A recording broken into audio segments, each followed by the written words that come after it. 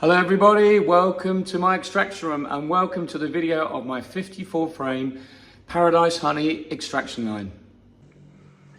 So we're going to look at all the elements of the extraction room and we're going to start with the crane that is at the beginning of the extraction line because the honey comes in from the warming room in here where it's kept really warm.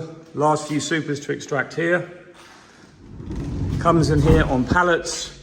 And with the help of my crane, I can then unload those pallets one by one super at a time, onto the decapping table or deboxing table, where I then feed it into the machine. So I feed it into the machine 1 to 2 frames at a time. The frames go through the decapper and they go into the tray behind, and on the tray they are fed down this line into the extractor. But let's just go back a second, because when the frames are decapped, they produce a lot of chime from these blades that then falls down into the box underneath, and that allows all the wax cappings to mix, and they go through into the Paradise Honey rocket, which is a wax press. We'll go through that in a minute, but that separates the wax from the honey, and the honey goes through here along that pipe into the first part of the sump. So there's a left and a right side to the sump, which we'll talk about in a moment. So catching up where we were on the rails here, the frames come down the rails and they are then checked that all the decapping was done correctly. Occasionally we have to do a bit of scraping, we'll talk about that. The frames come along here and then we push them into the extractor. So these are frames that have been extracted. They are then slid out of the machine to the end line, where they are then put back into honey supers, ready to go back up to the bees.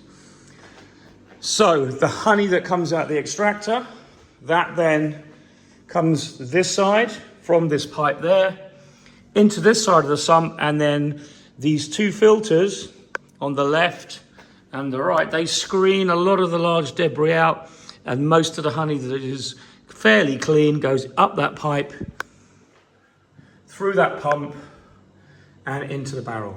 That's the setup I have at the moment. So I'm going to show you how that all works, and we'll show every element one part at a time to bring it all together.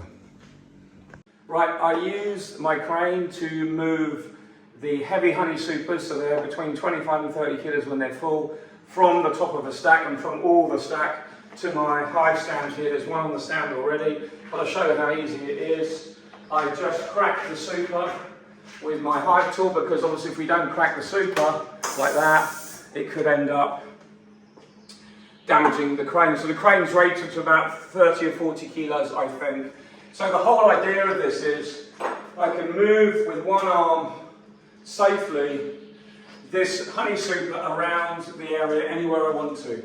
I can let it go in mid-air and it won't go anywhere. I can let it go down to let the air out. So what that does is there's a piston in this section here.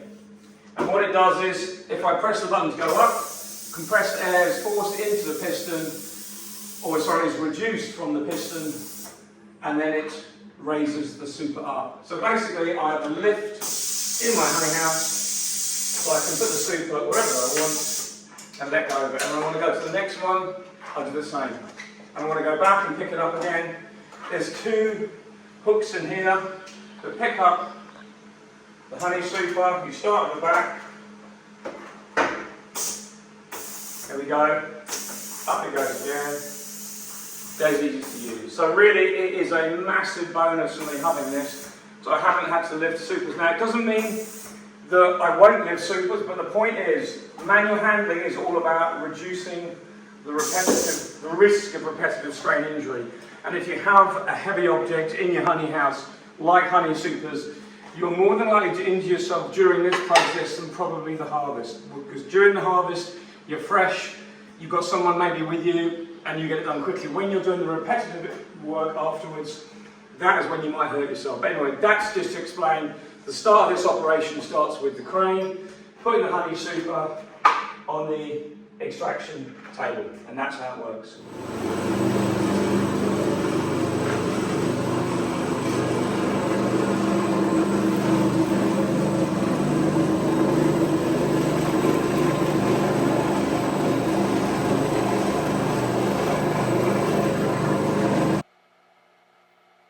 So you can see now that I'm actually loading the machine with frames. It's quite noisy, so I've just paused it for you so you can hear me talking instead over the top of the noise.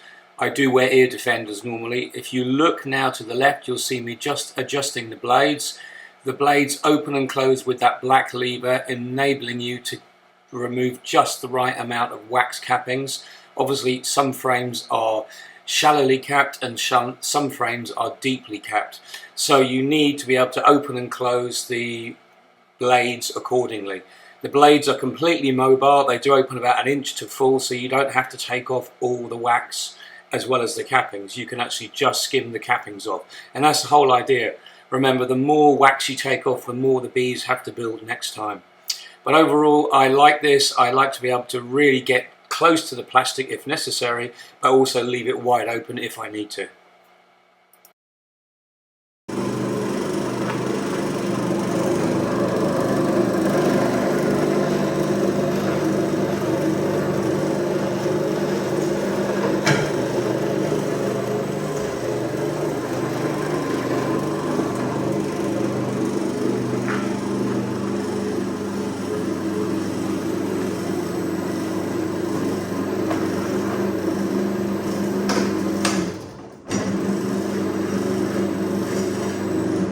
My older frames, and they're slightly bigger, so I have to be careful that if one doesn't go down between the gap at the right time, I've got to be here to just reverse it. But it's not a problem. As I said, the machine is ultra sensitive, and when it's running it picks up any jamming, so you instantly don't damage the machine further. It just, this OptiDrive knows when the resistance gets too high before it does any damage.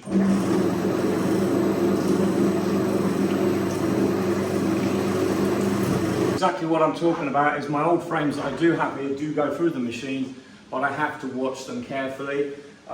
They sometimes don't go in square, they are curved, but this machine does cope with it. That's the only real probably downside of this machine, is I can't load more than 2 in at once, but it is what it is, and other than that the machine works perfectly, so I'm really pleased with it.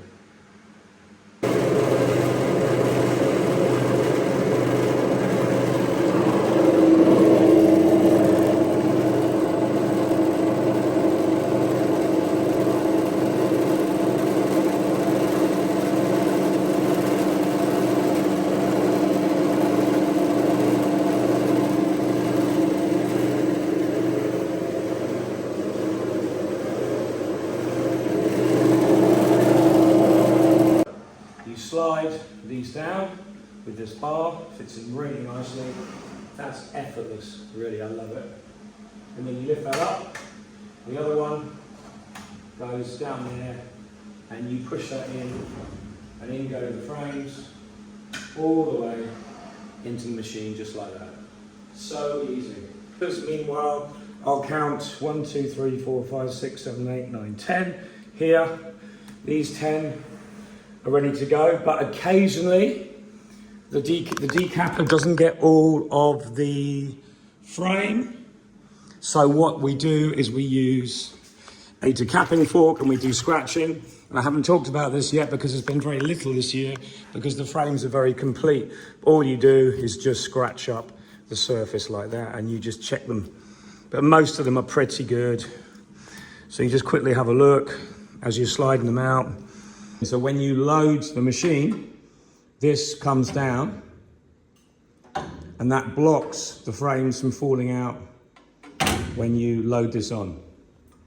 So I'll show you, put that in, and basically that engages the rails all the way through both sides, so the frames can slide, and then you can slide your frames in to here.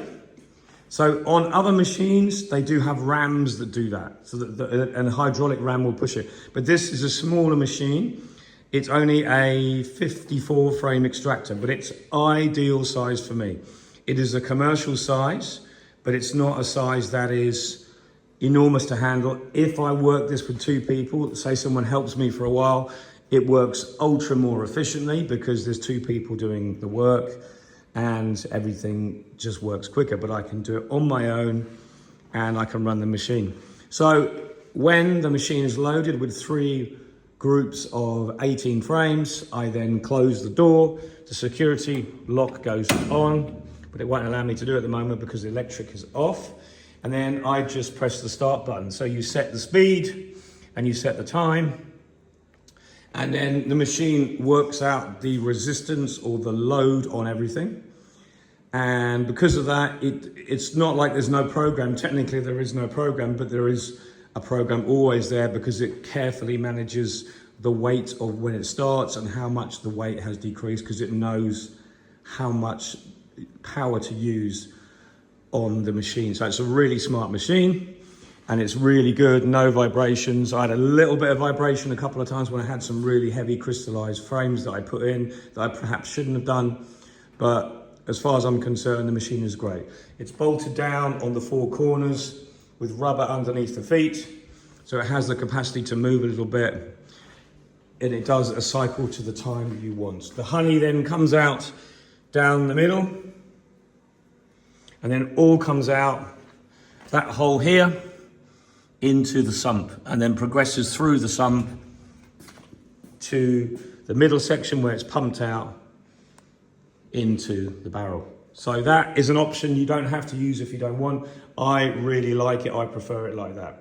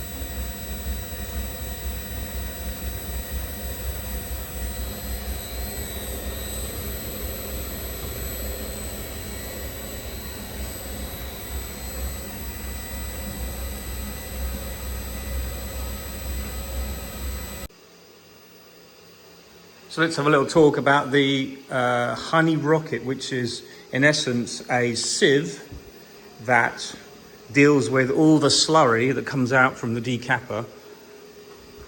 So as the frames go through, you saw the slurry falls down, this vibrates side to side, and the slurry falls in there. Sometimes I have to give it a little poke with a stick, just like this, just to sometimes it just loses grip of what it's starting to pull up, but I've never had an accumulation. It does, I think gravity actually does help it eventually. And it pushes its way through, and you can put all sorts of bits and pieces, comb in there, wax, and it deals with it. So what it essentially does, it's an auger. And the auger turns very slowly, and you can see it turning up here. And I've got it on the lowest setting. I like it nice and slow.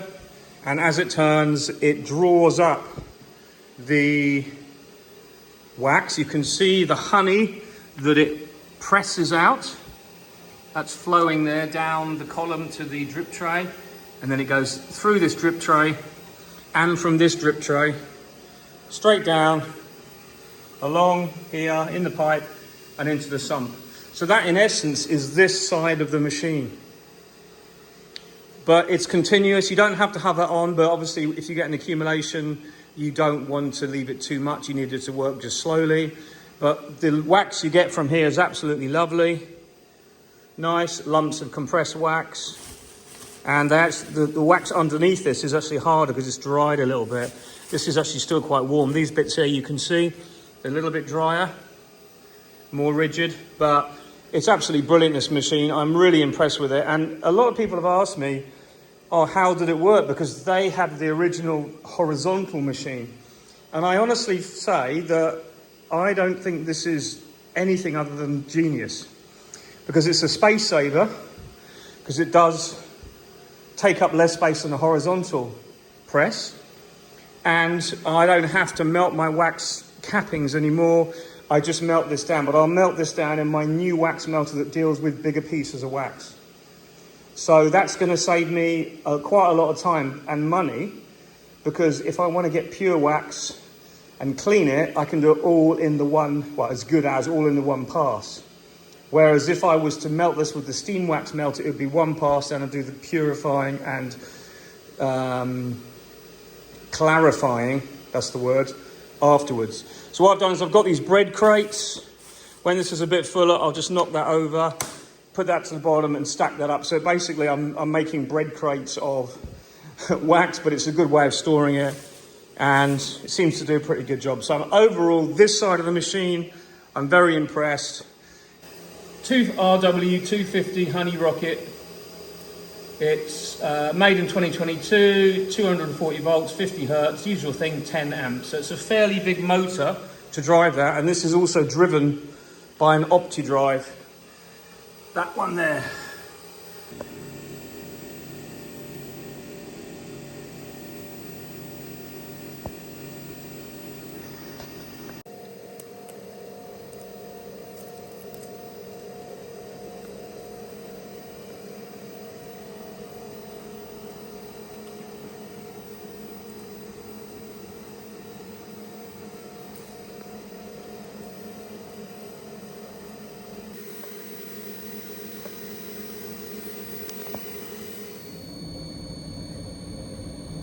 So we ran one spin with the old extractor just to fix the broken frames, and that seems to work pretty well. There comes the honey.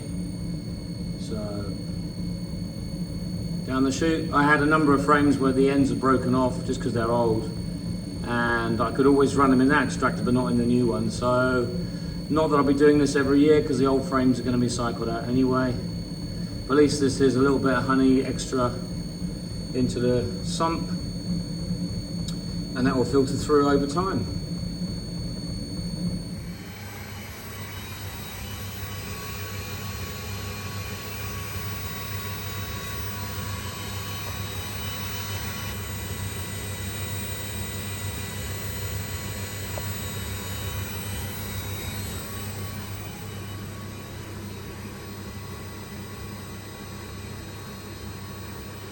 Fourth barrel, this is the fifth barrel, so I'm very happy with that.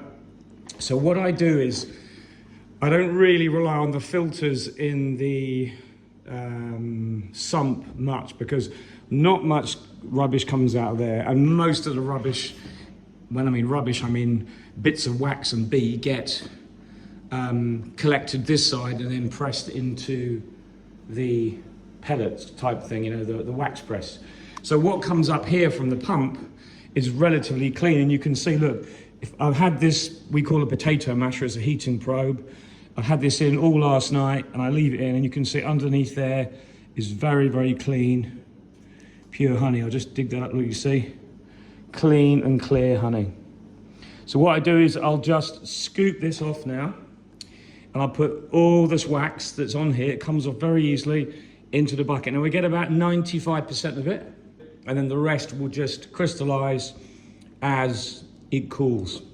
And this will become a block. Obviously, the minute I've got the wax off, I take this potato masher out and put it straight in the bag for this one. But the good thing is, the bag is like what we call a normal. See, there's a mark on it, it's a watermark on the other side of the plastic, by the way. That's nothing to do with the dirty barrel. It's actually been washed and clean. But my point is, by having the plastic, you get a total brilliant seal, and this plastic liner protects the honey from getting any fragments of paint in it, so it's really spotless and really hygienic. My other thing was, I was going to say that the potato masher, the probe that I've got in there, we'll put it into here, and this then holds the bag down and shapes it while the first bit of honey goes in from the sump on the next barrel. So the way things are going, I'm looking at 7 to 8 barrels in total. I still got quite a bit in the just about 100 supers left to extract. So theoretically, that's another 4 barrels, but it'll probably be like 3.5. We shall see. Anyway, let's get this cleaned. So what we kind of do is we make sure the plastic is tight around the edge, and that makes it easier to remove the wax from the edge. Then we go around the edge first, and you just pull it away from the edge like that, and you get almost every single bit. And what I do then is I make a cut, kind of I split it. So one half goes one way, one half. See how easy that is, look. This is one of what we call the tricks of the trade. But you need to have the honey warm to do this, and it needs to settle so this gets a bit of a crust on it. Then it all comes off so flipping easily. Look at that.